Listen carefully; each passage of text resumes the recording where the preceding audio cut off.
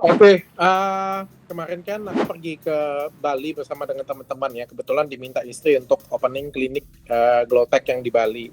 Nah, kita sampai jam 12 itu kita masih ada acara, lalu sorenya juga kita pergi ke suatu acara lain dan kita pulang jam 6 sore. Sampai pulang jam 6 sore itu tiba-tiba aku dikabarin bahwa kamarnya anak-anak katanya kebobolan, banyak barang yang hilang, dan aku disuruh minta cek barangku oleh asistenku, dan aku cek barangku nggak ada yang hilang satupun, aku bilang kan nggak ada yang hilang satupun barangku.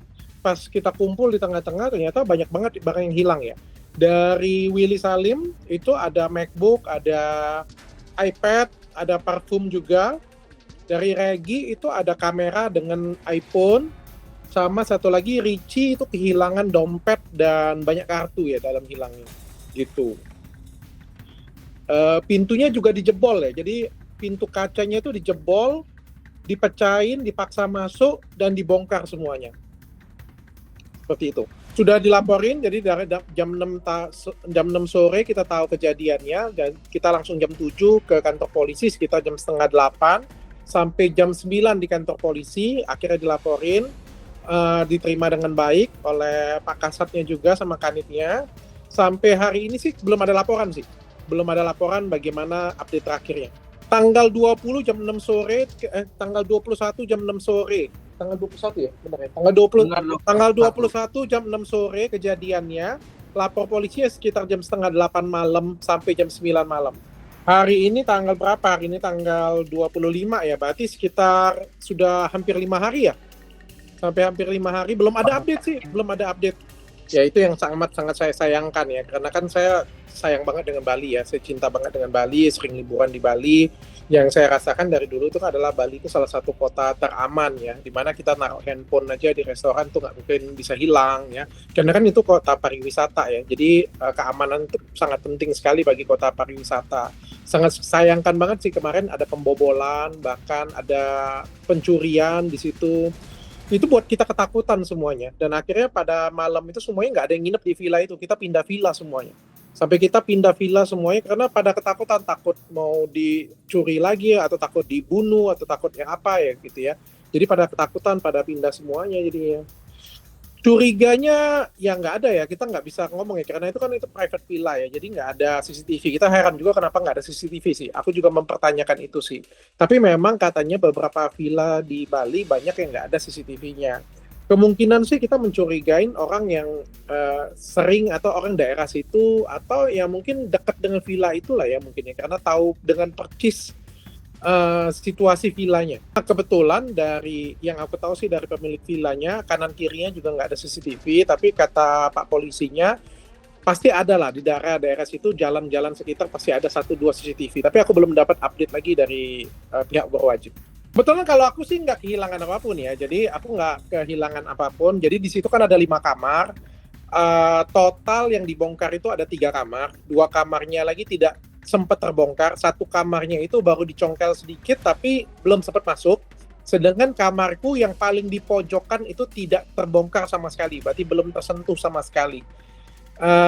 Totalnya 3 kamar yang dibongkar semuanya. Jadi kalau ditanyain aku ya aku nggak kehilangan apapun ya, tapi kalau dari teman-teman sih sudah mengikhlaskan sih, sudah mengikhlaskan. Paling cuma Regi ya, Regi sempat nangis sedih karena kehilangan, shock juga dia ya. Tapi kita, yang penting itu adalah buat Balinya menjadi aman sih, itu yang penting sih, karena kan kota pariwisata yang salah satu yang paling penting aman. Kalau secara rupiah kerugian materialnya 108 juta sih, tapi sebenarnya lebih banyak kerugian imaterialnya ya, kayak dokumen-dokumen, ngurus kartu, dan lain sebagainya lah ya. Karena kan barang yang ada di dalam iPad, ada di dalam MacBook, itu kan dokumen-dokumennya itu lebih penting sebenarnya daripada MacBook atau iPad-nya sendiri. Nah, sampai sekarang kita belum ada pertanggungjawaban dari villa. Kita juga sempat klaim minta pertanggungjawaban, tapi sampai detik ini belum ada pertanggungjawaban dari pemilik villa juga. Namanya Villa Matahari Munggu.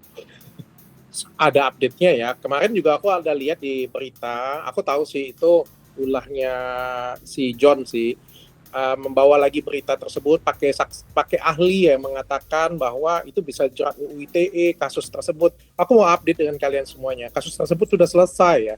Apalagi sih yang mau dibahas? Aku heran sih. kadang-kadang mafia.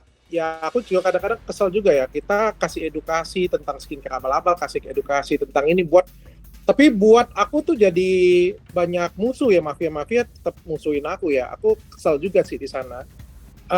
Kasus tersebut sudah selesai, sudah kujelaskan dengan pihak berwajib, sudah kujelaskan juga dengan pihak pelapor, dan kita sudah selesai semuanya. Jadi nggak perlu ditarik panjang lagi sih menurutku. Sangat berbeda kasus lah. Makanya aku bilang kadang-kadang kan tindakan-tindakan mafia seperti ini kan membuat seolah-olah aku bermasalah, membuat seolah-olah aku itu punya kasus, padahal sebenarnya nggak ada kasus tapi dikasus-kasusin. Supaya apa? Mungkin tujuannya supaya orang This nggak percaya call is dengan now aku. being recorded.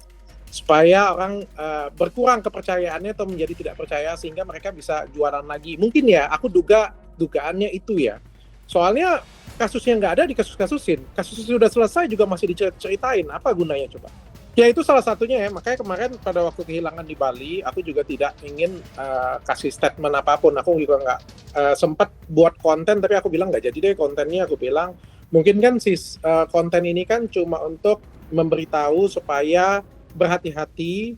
Yang kedua juga kontennya bertujuan untuk mempermudah proses hukumnya saja biar jadi lebih cepat. Jadi kemarin Willy Salim akhirnya yang buat kontennya untuk dipost di media sosialnya beliau.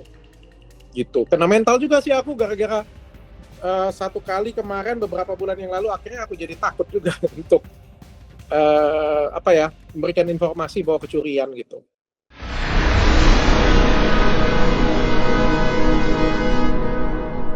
Jadi jangan lupa untuk subscribe Cumi Cumi. Ditekan ya tombol lonceng merahnya.